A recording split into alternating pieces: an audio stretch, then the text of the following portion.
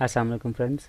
सी plus plus language सीखने की series में ये हमारा लेक्चर नंबर 12 है, जिसमें हम कंडीशनल ऑपरेटर के बारे में पढ़ेंगे। तो कंडीशनल ऑपरेटर हमारे पास होता क्या है?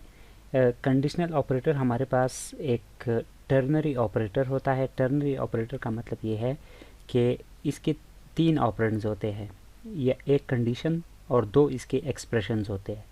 और इसको टर्नरी ऑपरेटर इसी वजह से कहा जाता है क्योंकि इसके 3 ऑपरेंड्स होते हैं। और ये हमारे पास किस वक्त यूज़ होता है? जब हम कंडीशन की बिना पर या किसी रीज़न की बिना पर कोई एक स्टेटमेंट चलाना चाहते हैं और किसी दूसरी रीज़न की वजह पर की बिना पर कोई दूसरा जो है हमारे पास एक्सप्रेशन या स्टेटमेंट चलाना चाहते हैं।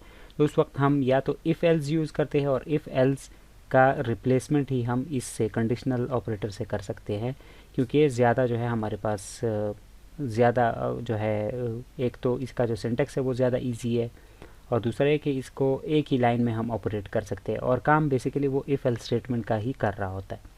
तो मैं चले इसको कोड ब्लॉक्स पे आपको समझा देता हूँ, तो तब आपको समझ आ जाएगी। लेकिन इधर भी कोड ब्लॉक्स पे जाने से पहले मैं आपको थोड़ा सा इंट्रो करा देता हूँ। तो यहाँ से इसका सिंटेक्स कुछ ऐसा है कि पहले हम इसको कंडीशन देते हैं। ये जैसे ये लाइन दिखी हुई एग्जैक्ट इसी तरीके से हमारे पास कंडीशनल ऑपरेटर रन होता है। पहले हम इसको कोई कंडीशन देते हैं, और हम ये जो क्वेश्चन मार्क है ये इसको एज इट इज़ लिखते हैं। कंडीशन के बाद फ़ौरन बाद हम क्वेश्चन मार्क लिखते हैं, जो कि चेक करता है कि ये कंडीशन ट्रू है या फॉल्स है, टी है या फिर एफ है, ट्रू है या फॉल्स है। अगर कंडीशन ट्रू है तो हमारे पास ये जो एक्सप्रेशन नंबर 1 है ये चल जाए ट्रू होने पर, और अगर हमारे पास कंडीशन फॉल्स है, एफ है, या फिर रिज़ल्ट 0 आया है, तो हम फिर क्या कर लेते हैं, हम फिर ये जो एक्सप्रेशन नंबर 2 है ये चलाते हैं। और याद रखें, ये एक्सप्रेशन नंबर 1 और एक्सप्रेशन नंबर 2 के दरमियान ये कॉलन भी है हमारे पास, तो ये भी आपने सिंटेक्स के अंदर रखना है। ये क्वेश्चन मार्क और ये कॉलन, ये तो आपने जो है कंडीशनल ऑपरेटर के साथ लाजमी यूज़ करना है।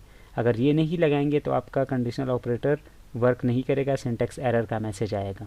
तो आपने क्या करना है, पहले कंडीशन देनी है, कंडीशन के फ़ौरन बाद आपने ये क्वेश्चन मार्क लगाना है, उसके बाद जो ट्रू होने वाली स्टेटमेंट है वो आपने लिखनी है। अगर ट्रू हो जाए तो ये वाली स्टेटमेंट चलाए, और अगर फॉल्स हो जाता है तो फिर ये कॉलन के बाद हम एक्सप्रेशन नंबर 2 या दूसरी कोई स्टेटमेंट दे देते हैं।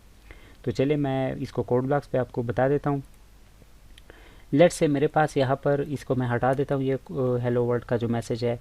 लेट्स से मैं चाहता हूँ इंट एक्स, इंटीजर का टाइप का एक वेरिएबल है मेरे पास, जिसके अंदर मेरे पास लेट्स से 10 मेरे पास सेव है, या इस वेरिएबल के अंदर हमारे पास 10 पड़ा हुआ है। एक और वेरिएबल है y के नाम से, उसके अंदर मेरे पास 20 पड़ा हुआ है। और मैं क्या करता हूँ, जैसे हम कंडीशन चेक करते थे इंट z करके, और ऐसे चेक करते थे कि x लेस देन y, तो ट्रू आया है या फॉल्स आया है। तो इस वक्त ये जो कंडीशनल ऑपरेटर है इसकी बिना पर हम क्या करना चाहते हैं कि अगर ट्रू आता है तो क्या करो, या फॉल्स आ जाए तो क्या करो। तो उस वक्त हम यूज़ करते कंडीशनल ऑपरेटर, या फिर हम कंडीशंस के जो स्टेटमेंट्स है जो अगले लेक्चर्स में हम पढ़ेंगे तो उनको हम यूज़ करते हैं। तो अब मैं आपको इसका तरीका बता देता हूँ, तो क्या हम कैसे इसको यूज़ कर सकते हैं। अब मैं चाहता हूँ कि अगर x y से छोटा हो जाए तो क्या करो, ये क्वेश्चन मार्क हो गया। मैं आपको थोड़ा सा जूम करके बता देता हूँ।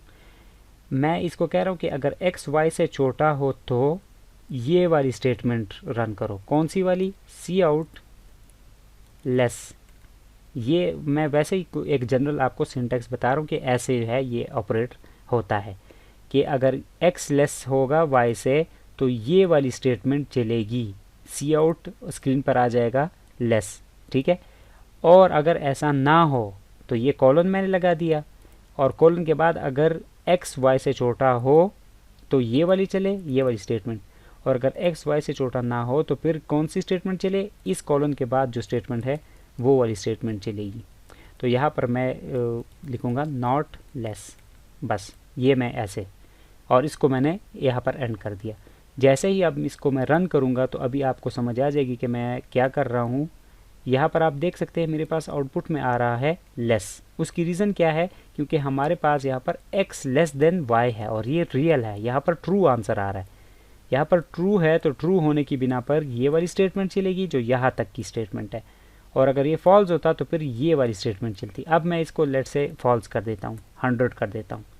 तो अब अगर मैं इसको, तो मैं पुराना जो आउटपुट है उसको हटा देता हूँ। यहाँ से मैं दोबारा बिल्ड एंड रन पर जैसे ही जाता हूँ तो अब मेरे पास आप देख सकते हैं नॉट लेस का आउटपुट आ रहा है। क्यों नॉट लेस का आउटपुट आ रहा है? क्योंकि हमारे पास यहाँ पर अब जो x है वो y से छोटा नहीं है, वो y से बड़ा है। तो ये कंडीशन यहाँ पर फॉल्स हो जाएगी, ये कंडीशन है। और ये क्वेश्चन मार्क ये चेक करेगा कि फॉल्स है या ट्रू है। तो जैसे ही ये फॉल्स है तो ये कंट्रोल को कहाँ ले जाएगा, कंट्रोल को यहाँ से उठा के इस वाली स्टेटमेंट पर ले जाएगा, ये कॉलन के बाद वाली जो स्टेटमेंट है। और अगर ये कंडीशन ट्रू हो जाती है तो फिर इस क्वेश्चन मार्क के फ़ौरन बाद वाली जो स्टेटमेंट है यहाँ तक ये वाली चलेगी। इसके अंदर ये लाजमी नहीं कि आप सिर्फ सी आउट के स्टेटमेंट ही यूज़ कर सकते हैं, और भी आप यूज़ कर सकते हैं। जैसे लेट से मैं यहाँ पर एक और वेरिएबल बना लेता हूँ z या फिर रिज़ल्ट के नाम से। ठीक है, रिज़ल्ट के नाम से मैंने एक वेरिएबल बना लिया।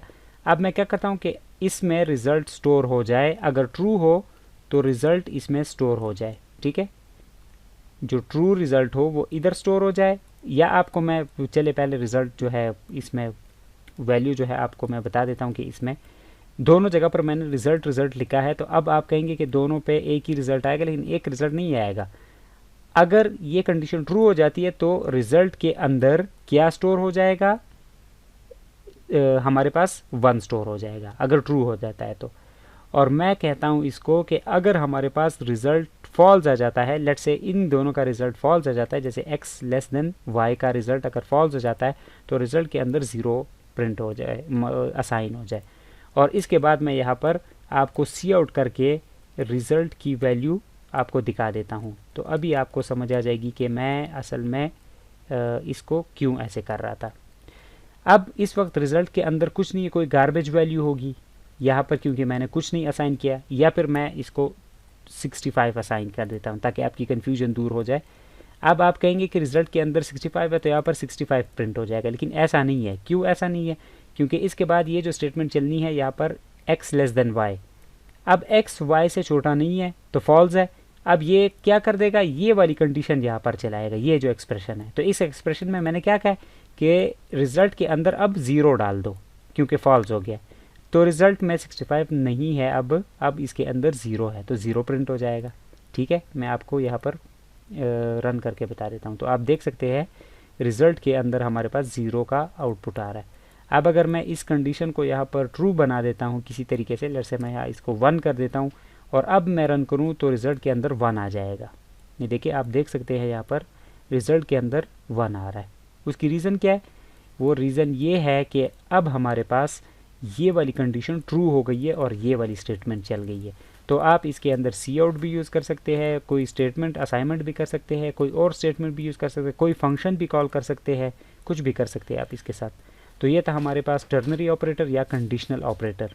ठीक है, नेक्स्ट वीडियो में हम असाइनमेंट ऑपरेटर्स के बारे में पढ़ेंगे और फिर उसके बाद हम इंशाल्लाह कंडीशनल स्टेटमेंट्स के बारे में पढ़ेंगे, इफ़ एल्स के बारे में।